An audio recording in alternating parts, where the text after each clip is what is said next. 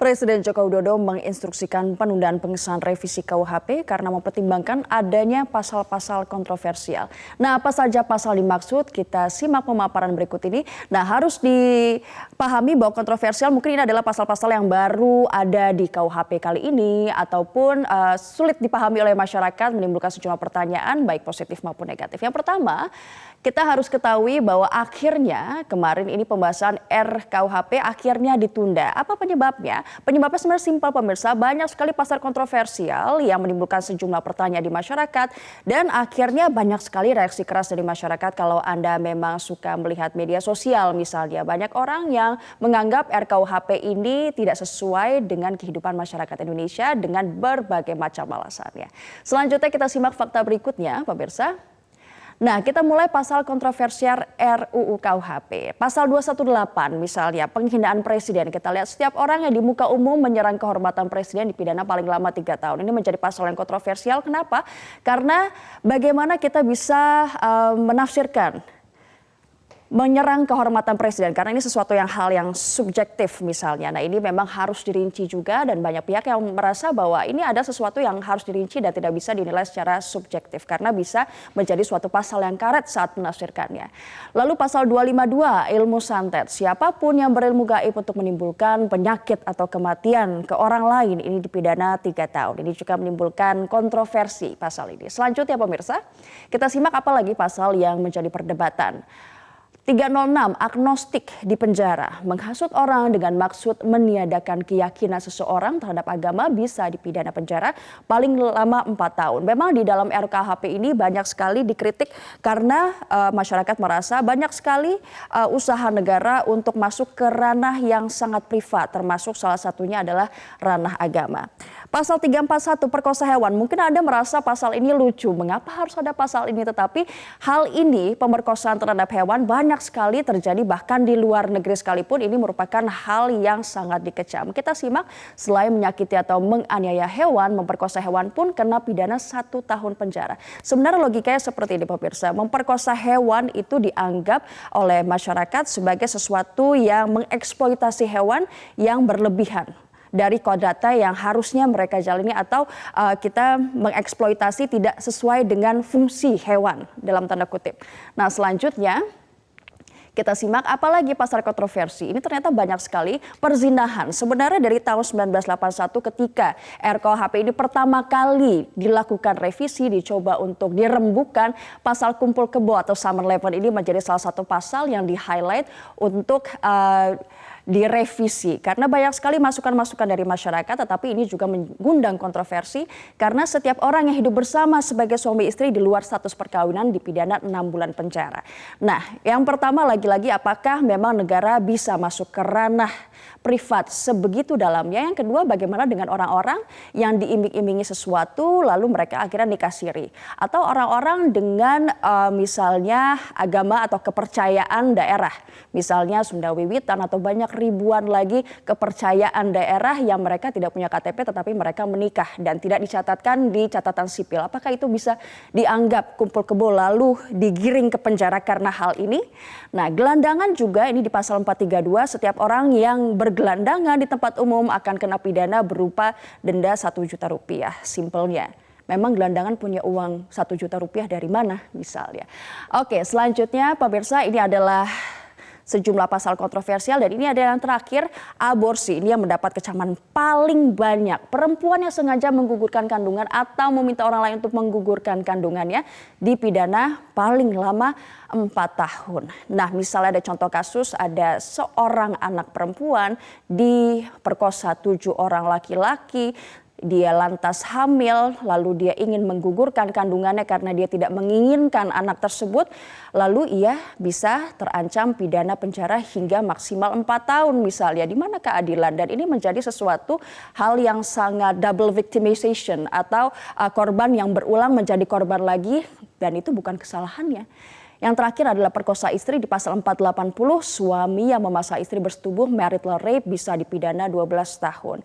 Ini sebagai jawaban dari pasal 285 KUHP yang sekarang bahwa perkosaan ini bisa menjadi sesuatu hal yang lebih luas lagi karena di pasal 285 sekarang KUHP perkosaan hanya bisa dilakukan di luar perkawinan dari pria terhadap wanita. Tetapi dengan pasal ini perkosaan istri ini mengiyakan bahwa perkosaan juga bisa dilakukan di dalam perkawinan. Nah, bagaimanakah pembahasannya? Kita akan langsung menuju Kevin Egan untuk membahas lebih dalam. Silahkan. Baik. Terima kasih Ajeng Kamarati atas pemaparannya dalam beberapa data mengenai RKUHP yang kemudian menjadi hal-hal yang kontroversial diperbincangkan oleh masyarakat. Pemirsa, untuk mendalami perubahan rencana pengesahan RKUHP, kita akan berbincang dengan dua orang narasumber di studio. Ada Direktur Perancangan Peraturan Perundang-undangan Kemenkumham, Dahana Putra. Pak Dahana, selamat pagi. Selamat pagi Mas Egan. Dan juga ada pakar hukum pidana Jamin Ginting yang sudah bersama dengan kami. Pak Jamin, selamat pagi. Terima kasih telah hadir bersama kami di Metro Pagi Prime Time. Pak Dahana, saya ke Pak Dahana dulu. Pak Dahana, akhirnya ditunda. Tapi kemudian kenapa ditunda? Kenapa tidak ditolak saja? Kenapa kemudian tidak dicabut? Bagaimana Pak? Ya, pertama RKUHP ini sudah dibahas ya sesuai dengan prosedur Undang-Undang 1211. Iya. Secara substansi itu pun sudah sesungguhnya itu tidak ada soal. Cuman soalnya adalah pada saat informasi ini yang disampaikan oleh media, nampaknya saya melihat kurang sesuai dengan faktanya. Jadi sampaikan terkait Diksantet aja, itu tidak ada, Diksantet nggak ada. Oke. Ya, adanya adalah orang yang mampu, ya, yang menginformasikan bahwa dia mampu punya kekuatan magic yang dapat ya mencelakai orang lain. Itu jadi bukan perbuatannya tapi orangnya yang dipidana. Oke. Ini juga berlaku dengan pasal-pasal yang lain seperti pasal aborsi, lalu kemudian pasal-pasal penghinaan lembaga negara. Itu juga sama. Menurut Anda masyarakat salah menerjemahkan? Saya melihat ada kurangnya jelasan ya terkait informasi yang diterima masyarakat. Karena memang bahwa yang disampaikan itu bukan hal yang baru, itu sudah ada. Contoh aborsi aja itu sudah ada di Undang-Undang Kesehatan ya. Terus terkait penghinaan presiden ya, ini juga cukup menarik. Memang pasal itu dibatalkan. Tapi kami melihat bahwa pada saat ini kami mengubah suatu ketentuannya.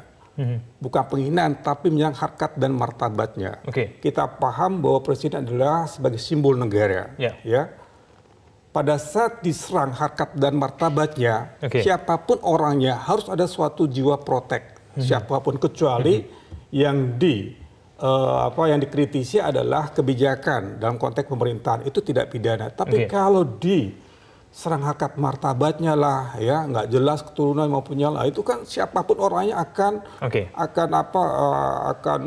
akan berupaya mempertahankan bahwa itu tidak benar gitu. Baik. Saya ke Pak Jamin. Pak Jamin, banyak kemudian yang diterjemahkan pasal-pasal kontroversial ini sudah masuk ke ruang privat warga negara. Pak Jamin, seberapa besar sih sebetulnya negara ini bisa masuk ke ruang privat, Pak? Ya, tentunya kita melihat konsep pemidanaan itu atau Rechtsstaffen itu ya, itu adalah konsep yang dibangun oleh masa Belanda 1915 yang keinginannya adalah supaya meredam orang-orang yang ingin melawan pemerintahan pada masa itu.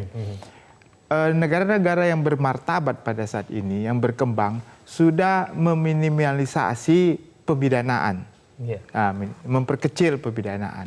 Nah, kalau dengan konteks sekarang ini, kalau negara ingin ikut campur dalam urusan privat, tentu ini menunjukkan kondisi yang masih adanya keinginan untuk mengatur negara ini kepada hak-hak pribadi orang tersebut. Padahal sekarang kebebasan itu sangat besar diperjuangkan di negara-negara yang berkembang pada saat ini.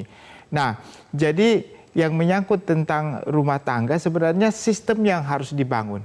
Contohnya, dalam konsep negara-negara common law, walaupun kita bukan common law system, yang mengatur tentang privasi itu ada khusus.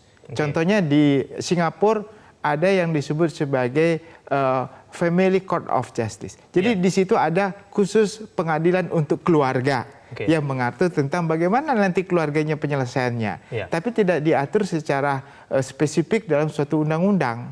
Jadi nanti diatur mengenai gimana pengaturan di daerah distrik di situ. Karena setiap distrik beda-beda. Ada batasannya tidak, Pak Jamin? Sampai mana kemudian negara bisa mengatur ranah privat warga negara? Sejauh mana kemudian tidak?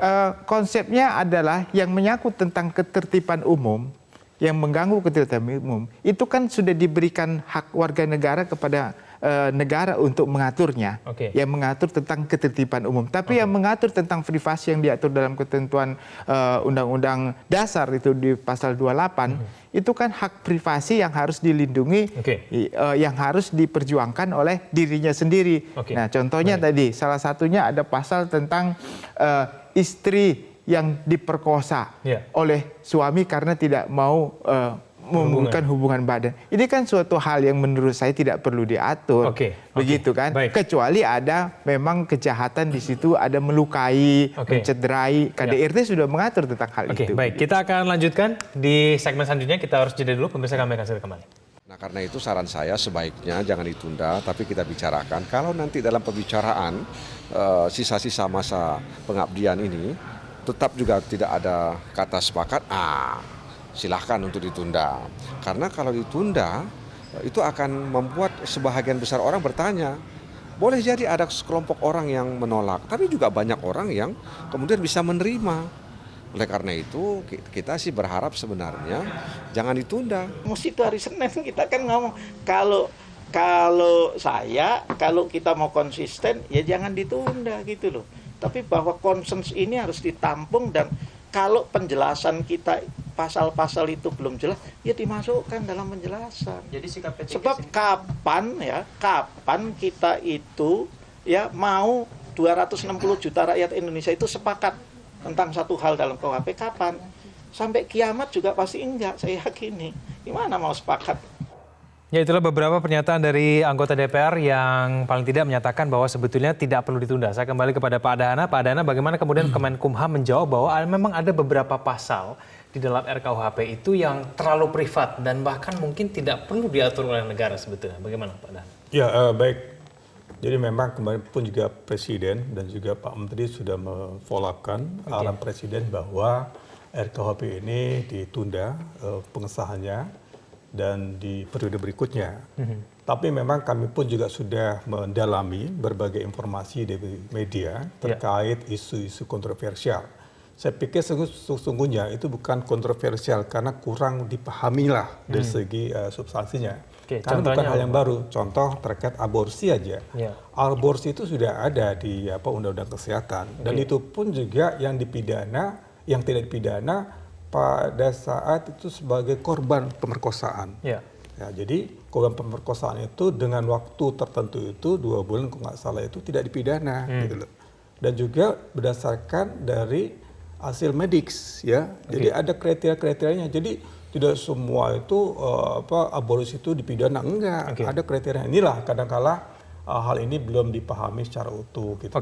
Ya. Itu salah satunya ya. Baik, saya ke Pak Jamin. Pak Jamin, kalau Anda melihat sendiri dengan pasal-pasal yang kontroversial itu sebetulnya memang multitafsir atau tidak sih Pak sebetulnya hingga kemudian menimbulkan gejolak seperti saat ini? Iya, kita harus hati-hati karena pembentuk undang-undang ini hanya melihat dari suatu naskah akademik dan juga pembahasan yang dilakukan dan ada pandangan dari ahli, tapi kita harus lihat bagaimana cara menerapkannya ini di lapangan. Karena penafsirannya bisa berbeda-beda. Karena kalau dari secara hukum pidana material itu boleh penafsiran.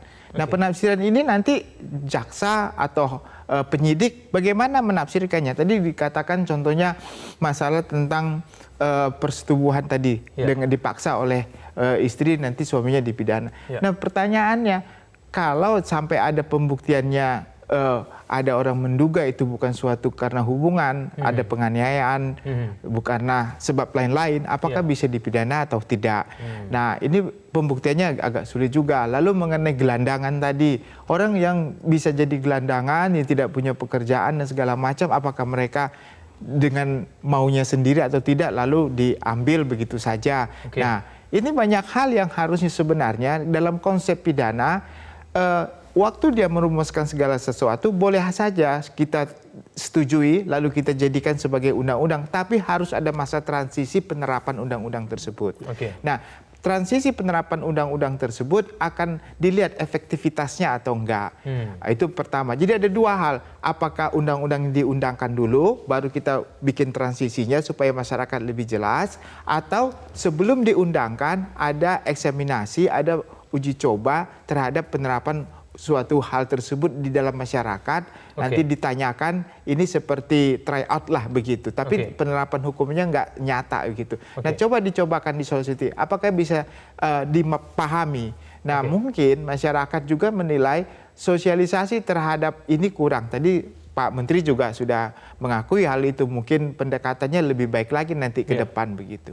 Pak Dahana, berarti langkah ke depan seperti apa? Apakah kemudian ada kemungkinan bahwa beberapa pasal di RKUHP ini akan diubah, diganti, atau memang bunyinya seperti itu sama persis seperti yang sudah kita ketahui, tinggal sosialisasinya ditingkatkan, atau seperti apa Pak? Supaya kemudian masyarakat jelas ini melihat ke depannya RKUHP ini nasibnya seperti apa?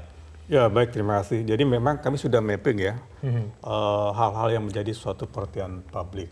Nah tentunya memang kami pun juga ada langkah-langkah untuk mensosialisasikan kembali terhadap pasal-pasal yang memang kurang dipahami.